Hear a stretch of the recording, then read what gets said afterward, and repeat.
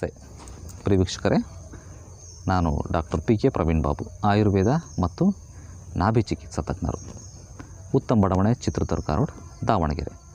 ಸಂಪೂರ್ಣ ವಿಳಾಸ ಇದೇ ವಿಡಿಯೋನ ಡಿಸ್ಕ್ರಿಪ್ಷನಲ್ಲಿ ಲಭ್ಯ. ವೀಕ್ಷಕರೇ, ನಾವು ಇತ್ತೀಚಿನ ದಿನಗಳಲ್ಲಿ ಒಂದು ವಾಜೀಕರಣ ಚಿಕಿತ್ಸೆ ಬಗ್ಗೆ ಹಲವಾರು ಸೀರೀಸ್ಗಳನ್ನು ಮಾಡ್ಕೊಂಡು ಹೋಗ್ತಾ ಇದ್ದೇವೆ.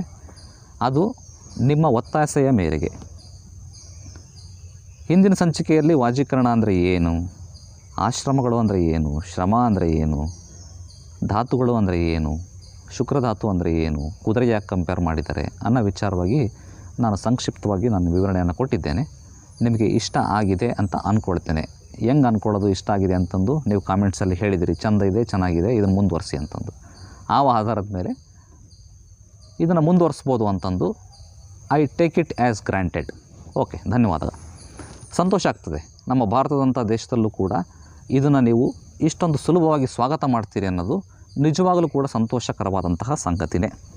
ಯಾವಾಗಲೂ ನಾವು ಸಂಕುಚಿತ ಮನೋಭಾವ ಇರಬಾರ್ದು ವೀಕ್ಷಕರೇ. ಯಾರಿಗೆ ಇಷ್ಟ ಎಲ್ಲ ತಿಳ್ಕೊಬೇಕು ಅಂತ ಎಲ್ಲರಿಗೂ ಇಷ್ಟ ಇರ್ತದೆ, ಹೊರಗೆ ಮಾತಾಡ್ತಾರೆ ಅಷ್ಟೇ, ಹಾಗೆ ಹೀಗೆ ಅಂತಂದು. ವೀಕ್ಷಕರೇ, ಹಾಗೆ ಹೀಗೆ ಒಳಗಡೆ ಕ್ಯೂರಿಯಾಸಿಟಿ ಇಟ್ಕೊಂಡು ಏನೇನೋ ವಾಮ ಮಾರ್ಗದಿಂದ ಇದ್ರ ಬಗ್ಗೆ ತಿಳ್ಕೊಳಕ್ಕೆ ಹೋಗಿ ತಪ್ಪು ಗ್ರಹಿಕೆ, ತಪ್ಪು ಮಾಹಿತಿಗಳನ್ನು ತಗೊಂಡು ಏನೇನೋ ಅನಾಹುತಕ್ಕೆ ಈಡಾಗ್ತಾರೆ. ಅದರಲ್ಲೂ ಕೂಡ ಯುವ ಜನಾಂಗದವರು. ಆ ಟೈಮಲ್ಲಿ 17, 18, 19, 20 ವಯಸ್ಸಿನಲ್ಲಿ ಏನಾಗ್ತದೆ, ಅದ್ರ ಬಗ್ಗೆ ಕ್ಯೂರಿಯಾಸಿಟಿ ಸ್ಟಾರ್ಟ್ ಆಗ್ತದೆ. ಅದ್ರ ಬಗ್ಗೆ ಏನೇನೋ ತಪ್ಪು ಗ್ರಹಿಕೆ, ಅರ್ಧಂಬರ್ಧ ತಿಳ್ಕೊಂಡಿರ್ತಾನೆ ಫ್ರೆಂಡು, ಅವನು ಅರ್ಧ ಹೇಳ್ತಾನೆ, ಇವನು ಅರ್ಧ ಹೇಳ್ತಾನೆ, ಅವನು ಅರ್ಧ ಹೇಳ್ತಾನೆ, ಎಲ್ಲ ಅರ್ಧ ಸೇರ್ಕೊಂಡ್ಬಿಟ್ಟು ಏನಾಗ್ತದೆ, many more cooks spoil the food ಅನ್ನಂಗೆ. ಒಂದು ಅಡುಗೆಗೆ 24 ಜನ ಉಪ್ಪು ಹುಳಿ ಖಾರ ಹಿಂಡಿದಂಗೆ ಆಗ್ತದೆ. ಅಡುಗೆ ಏನಾಗ್ತದೆ ಅದು ಹಂಗೆ ಆಗಬಾರದು. ನಮ್ಮ ಯುವ ಜನಾಂಗಕ್ಕೆ ಸಂಪೂರ್ಣವಾದಂತಹ ಸುಸ್ಪಷ್ಟವಾದಂತಹ ಗ್ರಂಥ ಆಧಾರಿತ ಮಾಹಿತಿ ಕೊಡಬೇಕು ಅನ್ನೋ ಉದ್ದೇಶದಿಂದ ಇವತ್ತು ಎಕ್ಸ್ಪ್ಲನೇಷನ್. ಆ ವಾಜೀಕರಣ ಚಿಕಿತ್ಸೆಯ ಅಧ್ಯಾಯದಲ್ಲಿ ಪುರುಷರಿಗೆ ಸಂಬಂಧಪಟ್ಟಿರುವಂತಹ ಒಂದು ವಿಷಯ. ವೀಕ್ಷಕರೇ, ಪುರುಷ ಅಂದು ಮಾತ್ರಕ್ಕೆ ಗಂಡು ಅಂತ ತಿಳ್ಕೊಬೇಡಿ. ಆ್ಯಕ್ಚುಲಿ ಪುರುಷ ಅಂತಂದರೆ ಮೇಲ್ ಅಂತ ಒಂದು ಅರ್ಥವನ್ನು ಕೊಟ್ಟರೂ ಕೂಡ ಪುರುಷ ಅಂತಂದರೆ ಒಂದು ಜೀವ ಅಂತಲೇ ಇಟ್ಕೋಬೇಕು.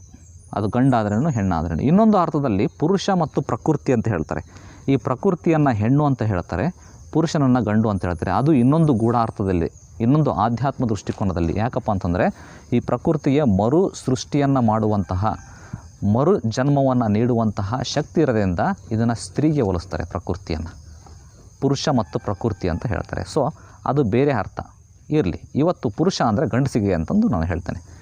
ಗಂಡಸಿನ ಲೈಂಗಿಕ ಶಕ್ತಿ. ವೀಕ್ಷಕರೇ, ಈ ಸಂಭೋಗ ಇದೆಯಲ್ಲ, ಇದನ್ನು ಡಿವೈಡ್ ಮಾಡಿ. ಸಂಧಿ, ಯಾವ ಸಂಧಿ ಬರ್ತದೆ, ಕನ್ನಡ ಸಂಧಿಗಳಲ್ಲಿ ಬರ್ತದೆ. ಇದು ಸಮ ಪ್ಲಸ್ ಭೋಗ, ಸಮ ಪ್ಲಸ್ ಭೋಗ, ಸಂಭೋಗ. ಸಮ ಭೋಗ. ಭೋಗ ಅಂತಂದರೆ ಏನು? ಭೋಗಿಸುವುದು, ಎಂಜಾಯ್ ಮಾಡುವುದು. ಯೋಗ ಅಂದರೆ ಏನು? ಕೂಡುವುದು. ಯೋಗ ಭೋಗ ರೈಮಿಂಗ್ ವರ್ಡ್ಸ್. ಸಮ ಭೋಗ. ಸಮ ಅಂದರೆ ಯಾರಿಗೆ ಸಮ? ಇಲ್ಲಿ ಪುರುಷ ಮತ್ತು ಸ್ತ್ರೀ ಸಮವಾಗಿ ಭೋಗಿಸುವುದಕ್ಕೆ ಸಂಭೋಗ. ಸ್ತ್ರೀ ಅಂದ್ಕೊಳ್ತಾಳೆ ಇದು ಕೇವಲ ಪುರುಷರಿಗೆ ಸಂಬಂಧಪಟ್ಟಿರೋಂಥದ್ದು. He should act, I am a passive partner, he is the active partner ಅಂತ ಅವಳು ಅನ್ಕೊಂತಾಳೆ. ದಿಸ್ ಈಸ್ ಕಂಪ್ಲೀಟ್ಲಿ ರಾಂಗ್ ವೀಕ್ಷಕರೇ.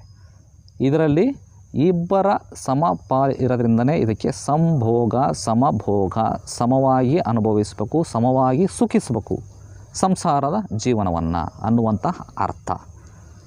ಆದರೂ ಕೂಡ ಪುರುಷರ ಪಾರ್ಟು ಸ್ವಲ್ಪ ಜಾಸ್ತಿ ಇರ್ತದೆ ವೆನ್ ಕಂಪೇರ್ ಟು ಮಹಿಳೆ. ಪುರುಷ ಈ ಸಂಭೋಗದಲ್ಲಿ ಸಕ್ರಿಯನಾಗಿರಬೇಕು 100 ಕಾಲ. ಅಂದರೆ ಅವನ ಧಾತು ಪೋಷಣೆ ಅತ್ಯವಶ್ಯ.